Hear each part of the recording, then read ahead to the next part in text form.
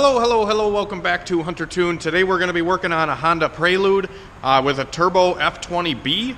And yeah, we're going to be getting it pulled into the shop here in a minute to check it all over and go through the tune-up. The guy dropped it off this morning out at my shop, and I just got out here to work on it, and the car doesn't run at all currently. I can't even pull it into the shop, so we're going to dive right into this and get the laptop into the car and do some changes on the computer so we can pull it into the shop and go over everything. Give you guys a quick sneak peek at this thing. This thing actually was on the dyno a few months back when I had the other shop. We had this on the dyno with the just with the car all motor, and I think it made like 170 something, 180 horsepower, and now he's got a turbo kit on it with some really good parts. And like I said, we're going to go over all that here in a minute, but let's get this thing running so we can pull it in the shop, because it is cold today in Wisconsin. Last night it got down to freezing, so winter is on its way, but hopefully we got a couple more weeks of some nice weather where we can still go racing. Today I also might put the new Snake Eater Performance injectors into my Mustang. I actually got a new set of injectors from Brad at Snake Eater. Alright guys, so this thing's pretty cool. He's already got a lot of this stuff set up in here for tuning. He's already got an AEM air fuel gauge, he's already got an AEM boost gauge, and he's got an oil pressure gauge already installed. Saves me a little bit of time. Sometimes when cars come in, they don't have a wideband. I actually have a wideband that I use that just plugs into the cigarette lighter of the car, so I can monitor the air fuel ratio while I'm tuning on the laptop. Like I said, he's already got one installed, so like I said, that saves me a lot of time. But otherwise, we usually just use the cigarette lighter wideband sensor that I have. So this car is running on a Hondata S300, and he's actually got the USB to coming out of the ECU already sitting out here on the floor, so that's pretty convenient. Otherwise, you have to plug into the Hondata. It's just like a printer cable that plugs into the side of the ECU, and then you plug into the laptop, open the S Manager software, and we'll make some changes to this thing. So the only things that I do know about the car so far from him just telling me is it has ID 1000cc injectors and a stock map sensor. So what we're going to do is we're actually just going to pull up the tune that is currently on the car. So we'll turn the key forward, and then the Hondata will light up, and we can go to online and then download, and then we can pull up the current map that is on the car. So what we're going to do now is we're just going to go to the parameters and change the injector size and see if the car will start. Looks like he already did that. He already put the injector size in here. I did just change the dead times on it to the Injector Dynamics 1000cc injectors. So we're just going to upload that real quick. Fuel trim here. We might need a little bit of cranking fuel as well to get it to pop over, but let's just try it here.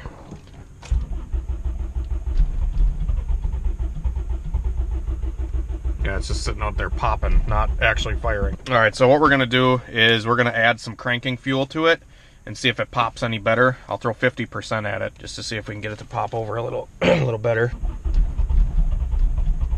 Okay, so it's popping more, which means it's probably lean.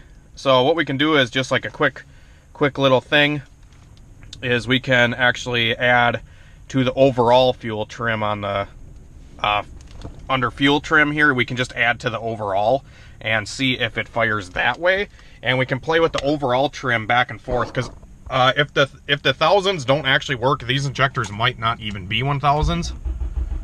They might be like a 550 or something. Oh, come on, Betsy. She's just popping, not doing nothing. Okay, let's data log something here. Go to data logging. We'll go to the display here. Make sure our map sensor is reading, our TPS sensor is reading, which both of those are, which means those are plugged in correctly. And then when we crank the car, we can notice that we do have RPM sync, and we do have map sensor movement. So it's not that. The firing order might be wrong or something. Maybe you plugged the spark plugs in the wrong hole. We might have to check that here in a second, but I'm going to try to just play with the injector size a little bit more and see if we can get it to pop over. I think the motor's just flooded. Yeah, when this thing actually pops over, it is like black smoke rich. You can watch it out of the up pipe, it's black. Alright guys, so I played with the tune a little bit, and nothing is helping really to get this thing to pop off. and to get it to fire. So what we're going to do is we're actually going to do just look at mechanical stuff now. I just double checked the firing order on this thing. These H series and F series motors go 4 3 2 1. 4 3 2 1 obviously, so just made sure the plugs and wires were all in the right spot, which they are. All this MSD coil stuff seems to be tidy and good. So what I did is I actually just unplugged all the fuel injectors from the engine, and what I'm going to do is just crank it over with the fuel injectors unplugged and see if we can get it to clean out, if maybe one of the injectors has an issue or something like that. And the battery's dead. So I'm actually going to just pull the spark plugs out of this thing, crank it over, see if we got a stuck injector or something. Alright guys, so I just pulled the spark plugs out of this thing to kind of check everything over, and as you guys can see, these plugs are completely black, like a charcoal grill. So definitely these plugs are probably fouled, honestly, from cranking it so much and everything like that. I'm sure the guy was trying to get it running before, so we're just going to crank it over, make sure no fuel is coming out of the cylinders there. Okay, all looks good there. Whoo, she smells rich. Holy crap. It smells like fuel like no other. So he actually brought a different set of spark plugs because I told him that I would recommend the BKR7E spark plugs. So he actually brought a set of BKR7s here that we're going to throw in the car, and we're going to smash the gap down to about 20 thousandths. That's where we usually like to start on a turbo car. He had some ZFR7Fs in here, which would have worked, but the BKR7s are just a little bit better for the Honda stuff. I personally think so, or better for the turbo car stuff. New plugs, we're going to throw those in, put a battery in this thing that's charged up, and try again. Alright guys, so we're continuing to work on the Prelude here, and like I said, I pulled all the plugs out of it, cranked it over, kind of got any of the old fuel that was residual in the cylinder out of there so it wasn't flooded any longer, and I cranked it over with the injectors unplugged, threw a brand new set of spark plugs in it, BKR7Es gap down to 20 thousandths, threw those in, plugged the injectors back in, made sure the data was right in the computer, and it fired right up. So I'm going to start it quick and show you guys how it fires up now after I put a base map on it. Look at that. Breathe on the key. Fired right up. So we ran into another issue while I was trying to get this thing running, is his wideband wasn't actually working. So yeah, we are really rich right now. I'm going to shut it off till we do some changes in the computer so we don't burn out a sensor. But anyways, the wideband was actually giving me issues where it would read 14.7 all the time. It wouldn't do the normal heat cycle. So like normally on an AEM wideband, when you turn the key forward, they will do this little cycle here, just like all the other AEM gauges. They'll go to 14.7, and then they'll go all the way rich, and then all the way lean. If you just leave the key forward without actually starting the car, you can see it goes lean, or it goes rich, I mean, and then it'll go all the way lean eventually. But there's gas and stuff on the sensor right now, so it's probably going to read richer than normal, but it'll eventually go all the way lean. Yep, just like that. And that pretty much indicates that everything is working properly, and that first initial, when it goes rich and then comes back lean, is just the heat cycle for the sensor. And the gauge inside of there, the gauge is actually the brain box for the sensor. It tells the sensor when to heat up, and it tells the sensor to do all this stuff. And what was happening is I thought the sensor was bad. I replaced it with a sensor that I had laying here that I know is good, and it did the same thing. So I swapped the gauge for a gauge I had laying around that I know works, and I threw the gauge in, and everything is good to go now with his old sensor. So the gauge looks brand new. That's kind of shitty if it's a brand new gauge and it's bad like that. I have seen the gauges go bad, the circuit board and stuff inside of there, I have seen them go bad. It's not common, but I have seen it. So it looks like I'll be tuning it with my wideband, and then he'll just have to get a replacement gauge. I'm sure if he just reaches out to AEM and just emails them and says, hey, I got a gauge, it's not working, send me a new one or whatever, I'm sure they would gladly do that. AEM is a great company to deal with, and I run their widebands in everything. So I wouldn't let this steer me away from running AEM gauges, but like I said, anything can happen, guys. You know, nobody's perfect. Manufacturing's never perfect.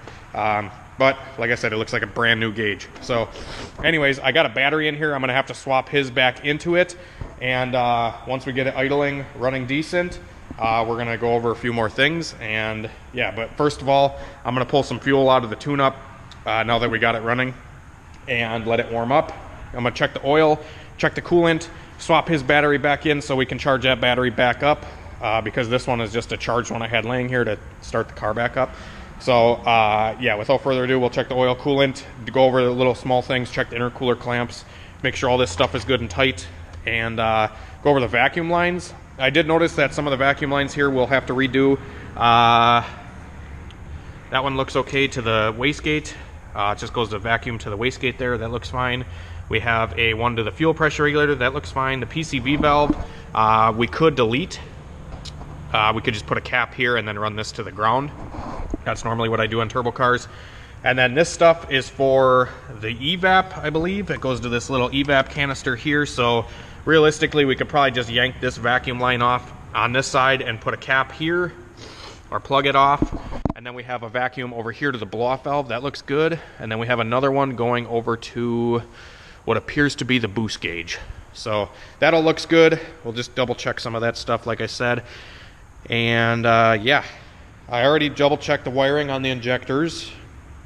Just trying to go through some stuff with you guys, what goes through my head and what I all go through when I tune a car, because sometimes, you know, even if something appears to be perfect, it never is. So yeah, we'll get a timing light on it as well. Double check the ignition timing. I synced the ignition on this car a while back, so it should be fine, but we will double check and then we'll get to tune it. All right guys, so this thing's sitting here idling pretty good. Smooth as a whistle. Engine sounds happy.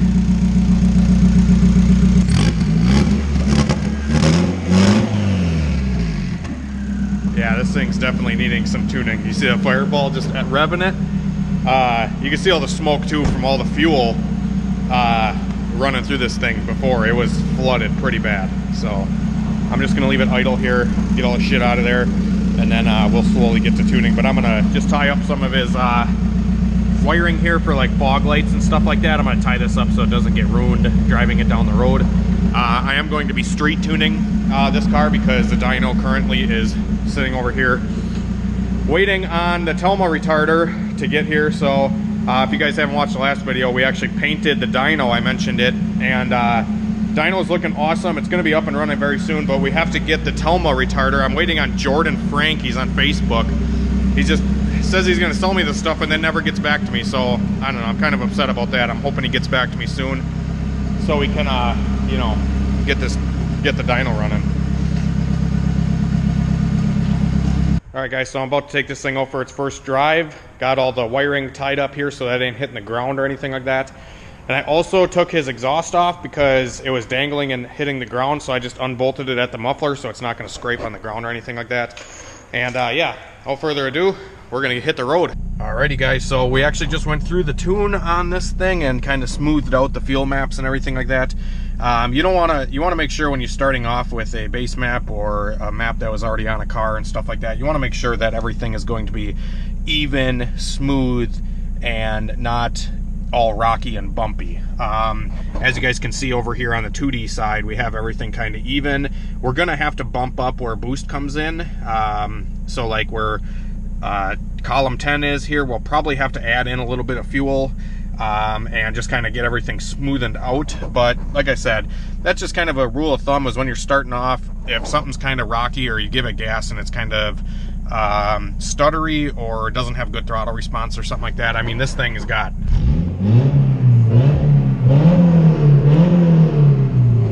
awesome throttle response, comes right back down to idle and right back down to 14.7 air fuel.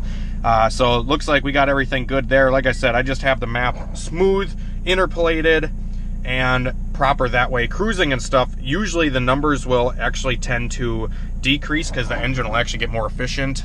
Cruising at like a higher RPM, it actually might want less fuel in those areas. But for the boost side, you definitely want everything to be increasing as RPM and boost increases. So that's just kind of another rule of thumb that I go off of. But we'll know more once we start driving. And yeah, but like I said, this is a good base that we can actually safely drive now. So yeah, without further ado, I actually went over the ignition tables as well. I set everything below 1,000 at 15 or 16 degrees usually, because that's like pretty much where the idle is. I don't know, I just like how the map looks that way. But pretty much coming into boost here, we're gonna have like, you know, 40 degrees or whatever cruising around is totally normal. And then coming up into boost, we're pulling a bunch of timing out of it for now, especially on a pump gas car. I don't really like to go crazy on ignition stuff. He's actually gonna be coming back for an E85 tune-up in the future, and we'll get a bigger map sensor on this thing and really crank it up. This is a stock motor, so it probably won't take a whole lot of power, but we can at least probably get it up to like 14, 15 pounds with E85. But without E85, we're gonna play it safe on the ignition timing here, and we're only gonna run like 20 degrees at 7 pounds of boost, and we're gonna just run like 24 or something right at the transition into boost. So it's gonna pull a couple degrees right away, right when it comes into boost, to keep it safe, and then it'll gradually pull a few more degrees as we come up into boost. So like I said, I'm gonna drive around now, and I'm going to make sure that air, fuel, and everything is good cruising, and we will adjust as needed on the cruising portion of things, and then slowly walk into further right on the map. So we'll start at column 1, 2, 3, 4, 5, 6, 7. The first like 7 columns here for cruising. We'll start there, get everything worked out, and then we'll slowly start walking into each column. So when I say walk into the next column and walk into the next column, it's kind of just more throttle, a little bit more throttle, a little bit more throttle, and just monitoring everything as we go to make sure that the air, fuel is safe, because if we get into boost and it's lean, we could hurt the engine, and there's just some stuff that you really got to watch out for when you're doing that. So you just want to make sure that the air, fuel is safe as you're slowly walking into stuff. It's one thing I preach to everybody: creep up on the tune-up. Don't just swing for the fence right away, because that's usually when you hurt stuff. Another thing too that we're going to go over is just going to make sure that the boost cut is set and active. So there's a column in Hondata that boost cut is set. The cold boost cut is at 1 pound. We could probably set that at like 3. And then the hot boost cut is at 7 right now. We're going to turn that up to 10. So if it goes over 10 pounds of boost, it will cut the engine, because the stock map sensor only reads up to 11, 12-ish pounds of boost. So yeah, we're going to set the cut at 10, and we'll see where the wastegate spring is set at. He actually told me that the spring is around 7 pounds. So we're going to see if he's accurate. We're going to do some data logging. Let's just get driving.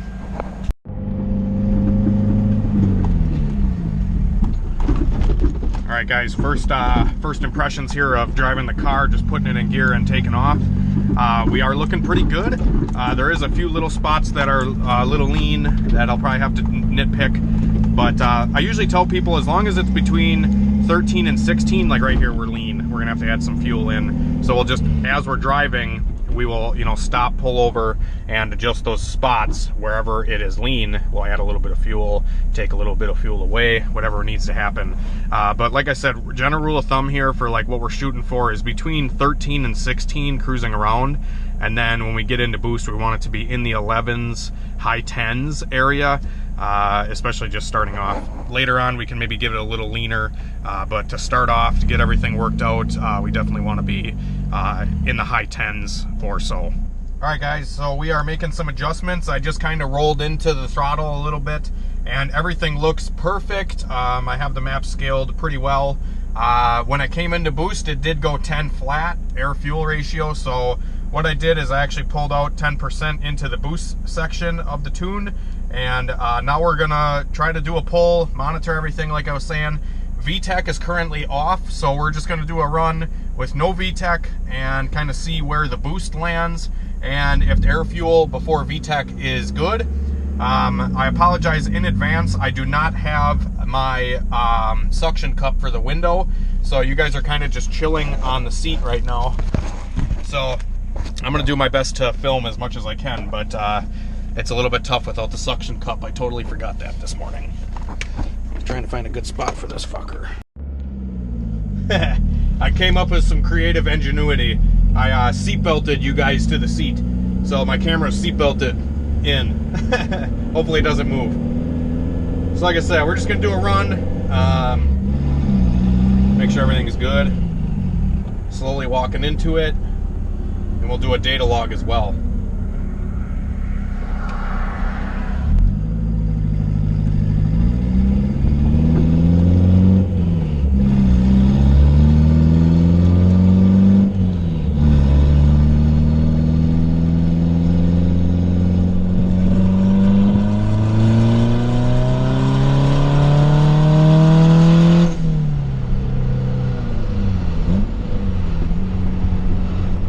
Everything looked good. Once it came up into a little bit more boost, it started to go lean, like 12.0. So I did get out of it. And now when we go over the data log, we'll see where I lifted. And that will kind of give me an indicator of where I need to add more fuel in to the tune. It didn't look like we made a whole lot of boost either, so we might have to change a wastegate spring on this thing. It looked like it only made 3 or 4 pounds of boost, but we'll check the data log here and find out for sure. Let's see here. Okay, we're coming into boost. We're making 4 or 5 pounds. We're making about 5 pounds of boost. 5 pounds of boost is where we're at right now. So above, I want to say above like 4 pounds, I'm going to add in another 10% of fuel. So 3.8 is the column where I'm going to take all the way from column 11 all the way over, and I'm just going to add in like, I don't know, 5 to 7% of fuel here, and we're going to try it again and run it out a little bit farther in the RPM.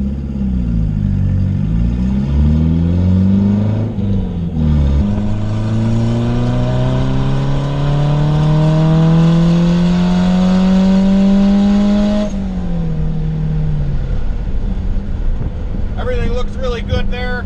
I think I'm going to pull a little bit of fuel out coming into boost, like the first column or two coming into boost. We're going to pull like 7% out, and then everything else going up looked really good. Once it got making like 4 pounds of boost, the air fuel was like bottom 11s, which is perfect.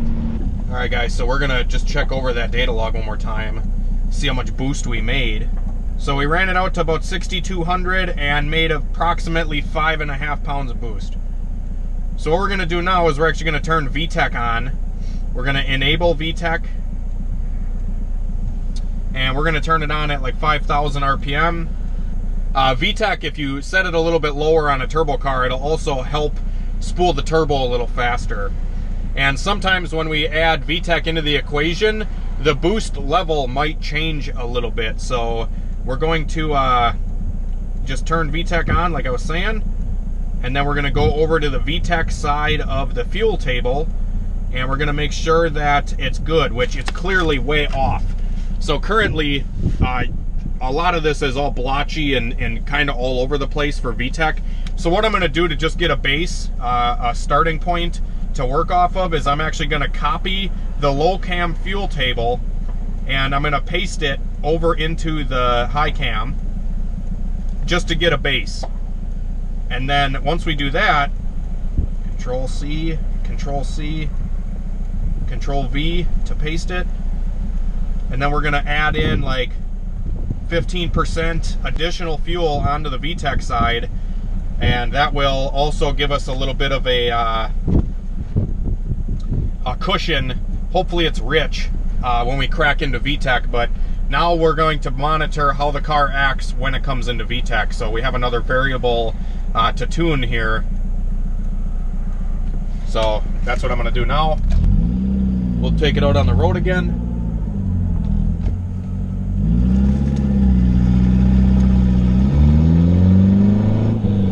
But like I said, the low cam stuff is very well tuned already. I got it dialed in pretty well. So now, like I said, we're just going to work into the VTEC side and go from there. But I have a feeling that I'm going to be putting a bigger spring in the gate.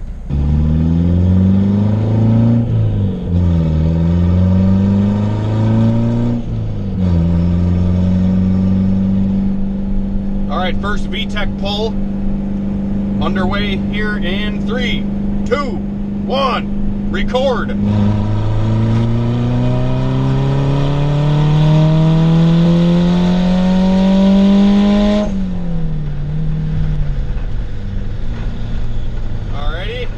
All right, so everything on the first VTEC pull actually looked pretty good, but it felt a little lazy.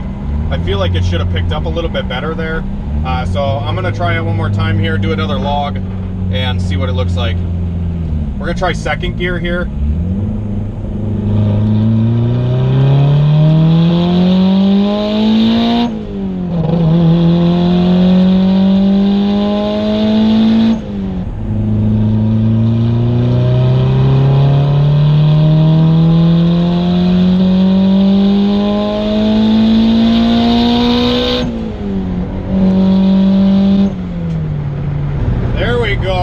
Talking about. So the last pull that we did up at the higher RPM, like above 6,500, 7,000, where the camshaft kind of started to shine, it did want a little bit more fuel up top, so I had to add in 5% above like 6,500 area, and then below 6,500 I had to pull a little bit because it actually coughed on fuel on the VTEC transition. So what I did is I raised the VTEC point and I took some fuel out at the transition point. So everything looked really good that pull. I'm gonna try to do a second gear into third gear pull and see if the transition does that bog again. This thing drives very good. Solid setup for sure. All right, second gear rip here. We're logging, good to go.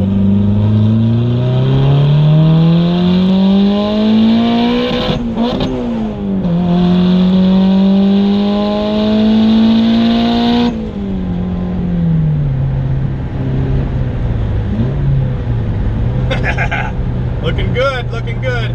Third gear grinds in this thing. Can't really hit third gear too fast. All right, guys, so we just got back. The weather actually started to turn a little nasty on us. It's starting to rain and snow and sleet outside. But we did get the Prelude all tuned up pretty well. This thing's ripping pretty good. It's only on 5.5, 6 pounds of boost, but I actually talked to the owner of the car and I asked him if he wanted to leave it there or turn it up, and he said that he wants to be reliable as possible. So I just said, all right, we're just gonna leave it how it is for now, and then we're gonna turn it up on E85 later. He just has to get a map sensor for it, and we can turn this thing up to, I told him I'd comfortably turn it up to about 15 on E85. If you guys have been following for a while, I don't really like to push stuff on pump gas just because pump gas has really deteriorated over the last 10 years, and it's just not that good. So pump gas detonates a lot easier, and it's just not as easy to make power on pump gas reliably. You can do it, but a lot of times they don't last. The piston rings and the ring lands on the pistons will break a lot easier. So that's why I like to run E85 on pretty much any turbo car I ever build is always on E85 because it's so accessible by me. Every gas station around me pretty much has E85. So anyways, that's going to be a wrap on this thing. I'm going to end it off. We're going to get some two-step action going on with this thing and try to tune in the two-step a little bit to get it to sound cool, pop some flames hopefully, and then yeah, he's going to come pick it up tomorrow, and we will get this thing down the road. He'll probably be coming back soon enough. This is his first turbo car, so I guess it's good that we're not kind of giving him a whole crap load of power right away because you don't want anybody to get hurt, you know. So he's going to get used to it on this boost, come back, and then turn it up to the moon later, and we'll really push it. But I just talked to another guy earlier today, the same guy with the G body, and I told him the same thing. I don't like to push the cars right away because get used to it, get the car to work, and get to learn to drive it, get everything suspension-wise dialed in, get all your bugs worked out, and then slowly turn the power up. It's always a better outcome that way than it is to just try to throw the kitchen sink at it with the car that's not working. It just ends in disaster, guys. I've been there. I've been building these damn hot rods for like 10 years, and I know how it goes. I mean, the Mustang is a prime example of just trying to throw the kitchen sink at it. We've went through 2 short blocks with it. This short block, I've been doing a totally different tuning strategy. Everything's been working a lot better. We have 1,000,000 passes on this motor now. No sign of failure, anything like that. So the Mustang's doing really good. And like I said, same kind of tuning strategy going on with that. So anyways, that's going to wrap it up. I'm going to hop in, do some two-step shit. we'll figure that out quick.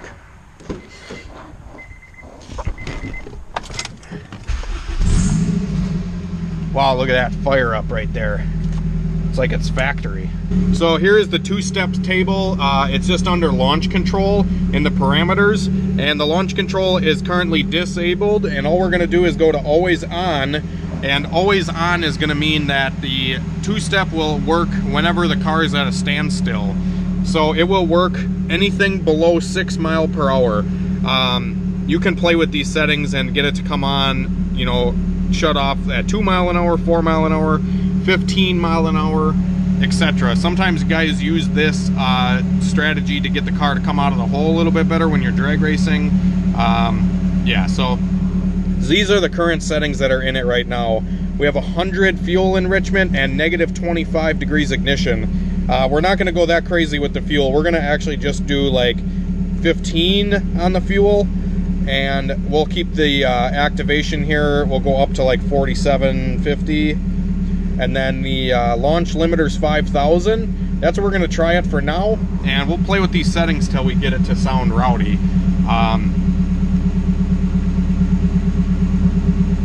So here's 5,000 with those settings in there.